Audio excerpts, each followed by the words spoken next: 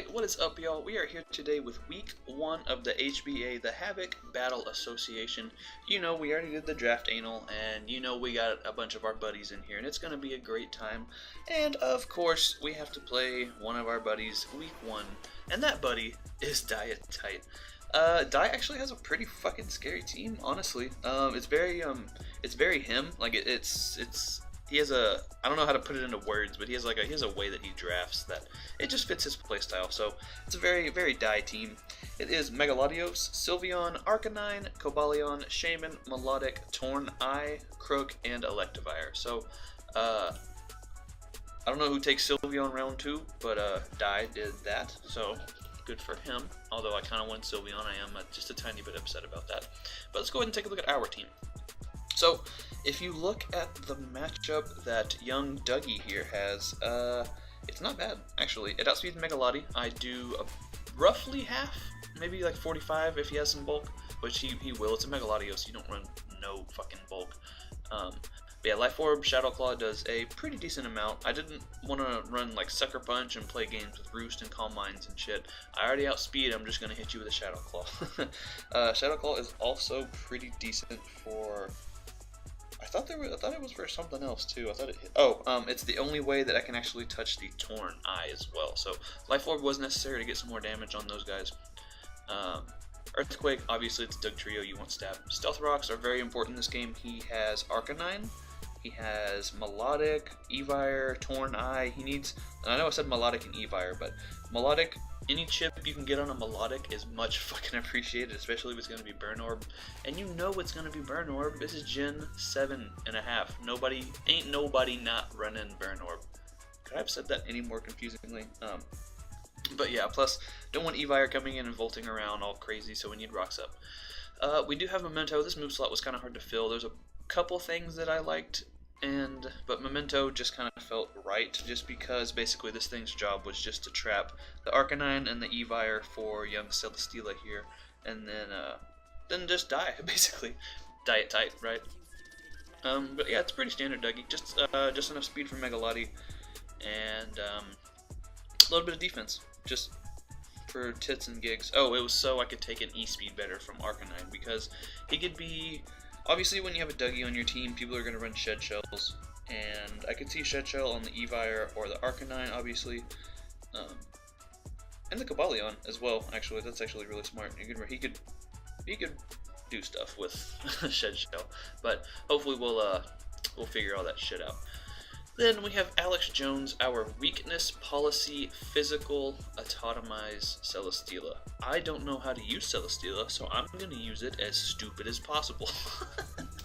It is our Zmon. We're going to just forego that, and we're going to go with weakness policy week 1, because week 1-ness policy. And it should be fun though. With close to max HP, I do live just about any hit from anything other than like boosting item, Flare Blitz, or boosting item Thunderbolt and stuff like that. I eat those. I eat a +1 T-Bolt from a Lati, which is cool. Behind the Veil, I don't give a fuck about anything, obviously. And yeah, I can just autotomize versus stuff, and Heavy Slam does just a fuckload. Seed Bomb for the Melodic, just because Heavy Slam doesn't do very much. And then Acro, after the weakness policy is popped, does fuckloads to his team. He does have the Intimidate core with Crook and Arcanine, but I'm thinking we can work around that. Yeah, like I said, I've never used Celesteela before. This is literally the first battle I've ever used a Celesteela, other than like Ranbats and stuff. So I'm gonna try to do stuff. I love stuff and things. What the fuck? Then Mega Banette, which you didn't think was gonna come at all, right? Wrong. It's Mega Banette. It's my Mega. He might have been the very last pick in the draft, but he's the heart and soul of this team. Spooks here is just a great Pokemon. Prankster Taunt stops a lot of his team from doing shenanigans, which is just great. I don't want Sylveon wishing, I don't want Arcanine Willowing or Morning Sunning, I don't want Cobalion going for dual dance bullshit, Melodic and Shaymin, I don't, everything on his team, pretty much, except for like Crook and Evire, I think.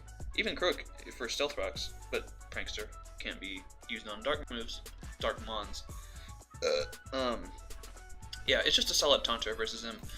I think with the Destiny Bond, he has to play around Destiny Bond, and I think anytime you see a Mega Banette, you kind of have to just assume that it's gonna have Destiny Bond, because I've always had a thought that Mega Banette is a Pokemon that isn't that great, right? It's like RU, probably at this point. I haven't laddered in a while, but it should be RU. I could see it being NU just because it's so meh, but it should always get one kill if you play it right, basically. If it hits the field and does stuff, it should always get at least one kill, just because of Destiny Bond and solid priority moves. And then just a strong attack stat. Look at that, 165. That's something to fuck around with. The spread here allows me to live one Draco Meteor or Shadow Ball, unboosted, obviously, from Mega Lati, which is going to be nice, and hopefully we can kill that thing with a Shadow Claw. Shadow Claw does almost 100%. It does 100% to no bulk Mega Lati, but like we said, it's going to have some fucking bulk, so Shadow Claw puts it in range of Sneak, and Sneak does about half, so that's cool. Yeah, that's Mega Banette. Also, Frisk is going to be nice to find Shed Shells. It's fucking awesome. Then we have, if you've been around the channel for a while, you remember this move right here in our buddy Die. That man got fucking, I think, 5-0'd because I believe it was also a Choice Scarf, Alolan Ninetales, locked into Freeze Dry. It might not have been Scarf, but it was an Alolan Ninetales locked into Freeze Dry some way or another. And he had like a rain team with like Swampert and shit like that, like Swampert, Kabutops, probably like a grass type, I would assume, like Ludi probably, and that man got 5-0 because of the Freeze Dry. So even though I don't really need it, because it still does piss all to Melodic. Melodic's too fucking bulky. It's on there because when you face Die, you have to run Freeze Dry. Freeze Dry it tight. Aurora Veil, even though we're Scarfed, is kind of helpful because it gives us 5 turns to set up, do stuff with Alex Jones, 5 turns to be able to eat hits better with some of my more frail members, and 5 turns to just kind of be able to freely switch around and do whatever the fuck I want, which is always nice. Moonblast, obviously, just secondary stab, hits the Lati, it's Crook, even though the Ice type moves hit both of those things. But just in case, like, I don't know, man, if the hail goes down and I don't want to risk a 70% blizzard, I can just go for Moonblast and stuff like that. And then Freeze Dry, because we just talked about that. But Alolan Ninetales' role on this team, Todoroki, is, it's a very good one, because when you look at his team, right, you see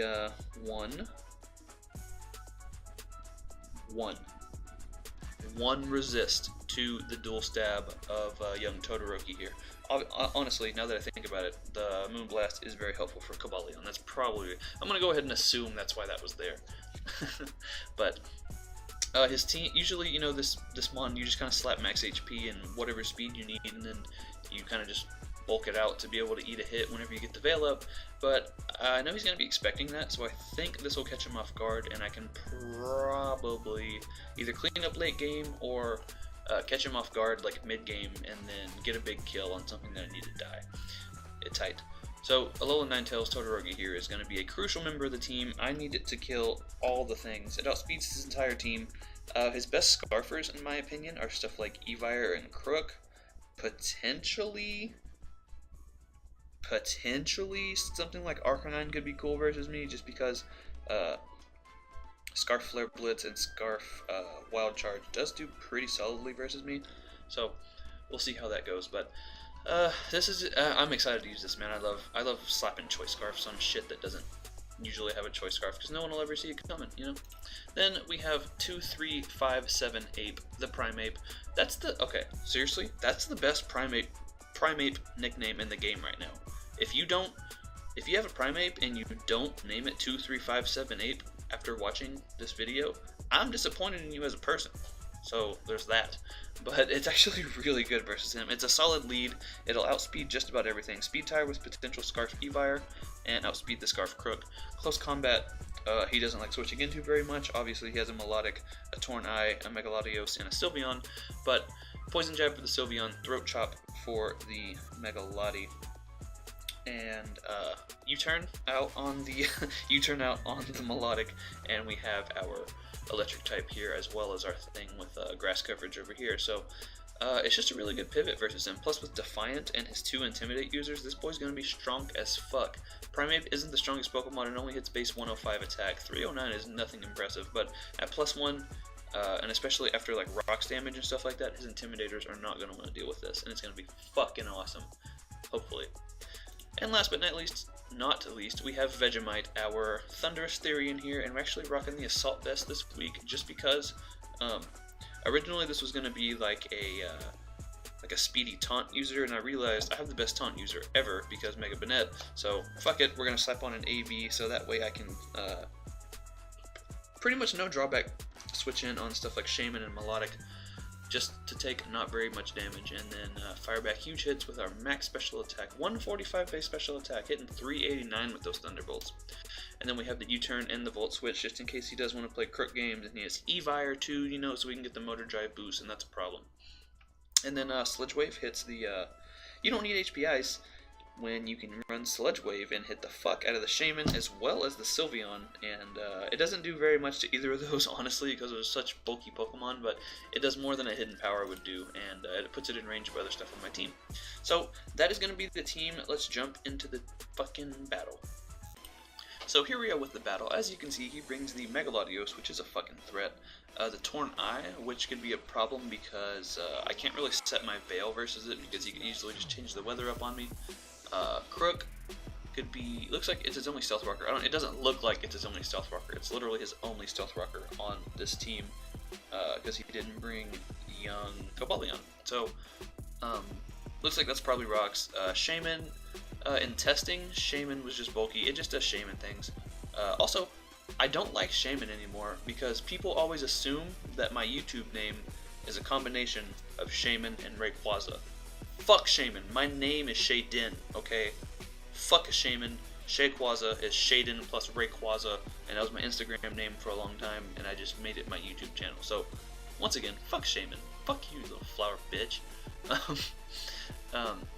Yeah, then he's got Evire and the Arcanine. So, looking at his Ice Resist, it's somewhere in here. Oh, it's Arcanine, the thing that is weak, that is trapped by Dougie. So this looks like it could be kind of cool. So we'll go ahead and jump right in. So like I said, I'm gonna lead right off with 2, 3, 5, 7, 8. So potential Scarfers, like I said, it's gonna be Krookodile and Evire. I'm not really expecting Arcanine to be a Scarfer, but it could be. It very well could be. After the GBA this season, it very well could be. So we're going to have to watch out for that and stuff like that. But I think either this or the Crook is Scarfed. So I'm going to risk the Speed Tie, potential Speed Tie, turn 1, and just go for the U-turn. If he does want to go, I think if I win the Speed Tie, he's probably just going for Volt Switch, so I can go into Thundy, no problem. And yeah, he actually switches out, gives me the Defiant boost, which was nice of him. And I just get the U-turn out. I do 20 with a resisted U-turn. That's Primeape. Primeape is a fucking man. I love Primeape already. Turn 1 of week 1 of my first battle. I already fucking love Primeape. Oh, just, he's a good boy. So, I can go into Thundy. It was looking risky, man. Obviously I could have gone into Dougie and trapped him, but that was too easy. You know, I don't think he would have, I don't think he would have switched an Arcanine so willy-nilly, if you will, if he didn't have some kind of tech for that. So I'm not falling for your baits, bro. Die, you can't bait me, my guy. You're not a masturbator. Well, debatable. Yeah, see what I did there? But, so I just go for the Thunderbolt, do a fuckload, and just barely live the Flare Blitz. That wasn't offensive Flare Blitz, because I died to offensive Flare Blitz, but it still does a fuckload. He dies to his own recoil. So now he goes into Lati, and when you have a Lati versus a slower mon, especially a slower mon that's a special attacker, you click Calm Mind. It's what you do. So although I do want to save this Thunderous for stuff like Shaymin, just to be able to get some chip on that, and even at this low range of health, I still eat even an HP Ice or Seed Flare, Psychic, whatever coverage move he wants to throw off. So I know he's going to Calm Mind. I'm just going to U-turn out and preserve this Thunderous for later. Do a clean 29, not bad, that's not bad damage.